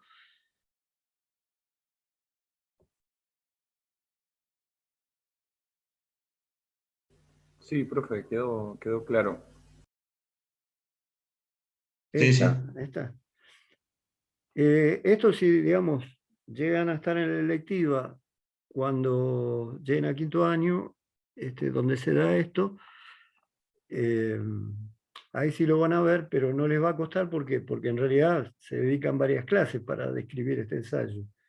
O sea, en realidad lo estamos tomando parte de una clase, nada más lo estamos explicando sintéticamente, como para que más o menos se entienda el concepto. En la materia esa, digamos, no les va a costar porque como directamente este es el tema central, digamos, de la materia, se va viendo en muchas clases, se va paso por paso, ¿no? Se va demostrando todas las fórmulas. Como yo les dije, acá en realidad arrancamos de una fórmula que ya viene de la mecánica de fractura estática, o sea que ya hay una cosa que la estamos dando por hecha, que no vimos de dónde viene, pero en la materia esa sí, ustedes lo van a ver paso por paso, o sea, van a ver los casos de tenacidad de la fractura por cargas estáticas y tenacidad de la fractura por fatiga. Pero en muchas clases, digamos, esto lleva mínimo de la materia un cuatrimestre, o sea, la mitad de un año.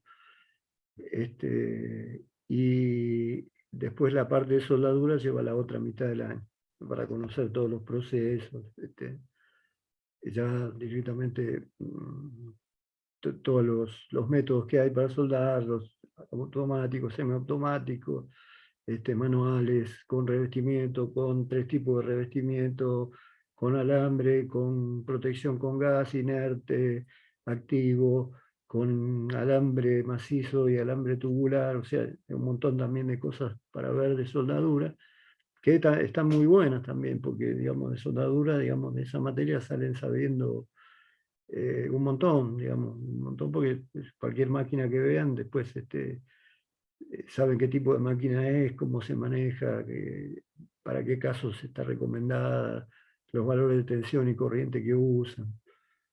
Eso sería la mitad de esa materia. Y la otra mitad sería toda esta parte de mecánica de fractura, más fatiga, todos temas más vinculados a este tipo de ensayos. Bueno, no sé si tienen alguna consulta más. Como les dije, bueno, no es cuestión de memorizar todo esto. No es un tema como los demás, que de pronto sí, digamos, son para saberlos completos. Esto tiene una parte netamente descriptiva, informativa. Así que, si están de acuerdo, pasamos a revisar cómo están de trabajos prácticos con Gonzalo y ya con esto terminamos. Digamos, este tema estaría cerrado. Profe, antes de pasar a lo de los TP, ¿le puedo hacer una consulta con Sí, respecto a sí, esto? sí. A mí me quedó la duda en el ensayo de fatiga. Usted decía que utilizamos cierta frecuencia, ¿no? Como para no tener que esperar a que la pieza rompa a la frecuencia en servicio, por ejemplo. Claro, sí. La duda es si yo al hacer este ensayo a cierta frecuencia elevada, como para que rompa en un tiempo que me sirva para poder hacer el ensayo, yo después tengo forma de, o sea, tan lineal se comporta esa frecuencia como para que yo sepa cuánto más o menos va a durar la pieza en mi máquina. Sí. Lo que sale del ensayo ya directamente es propiedad del material. Se puede tomar, digamos, por válida como la tensión de fluencia, como todos los ensayos. Ok, bien. Algo que no les había dicho, que por ahí es importante, la probeta tiene una talla, porque si no, no habría un concentrador de tensiones. Si esto en realidad fuera redonda la punta de la ranura esta, no hay concentrador de tensiones y el ensayo no se hace porque la fatiga no crece nunca. O sea, porque no alcanzo ese umbral, ¿no?, de tensión y concentración de tensiones. Entonces, la probeta no agarraría fatiga nunca, o sea, sería una probeta perfecta pero no sirve para ensayar. O sea, como pieza estaría bien, no se rompe nunca, pero estaría ensayándola un año y no arrancaría la fisura. Por eso es que lleva una entalla para partir de un concentrador importante, y ya está tenido en cuenta por la norma el ángulo que tiene que tener. También la norma me dice con qué carga lo tengo que hacer, de forma tal de que el ensayo sea viable. Porque si me dice que lo haga con una tensión muy baja, también voy a estar en la misma, no se va a romper nunca. En realidad, acá lo que estoy evaluando es el material, como para después aplicarlo a otras piezas. Pero estoy haciendo un ensayo, digamos, relativamente rápido, induciendo la concentración de tensión, o sea, poniendo las condiciones ideales para que el fenómeno de fatiga aparezca y lo pueda medir, digamos, y de ahí pueda sacar parámetros del material.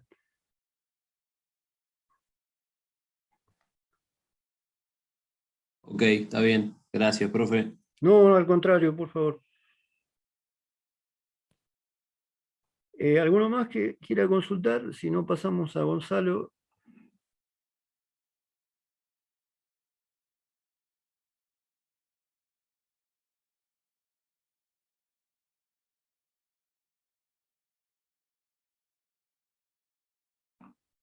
Bien, Adrián.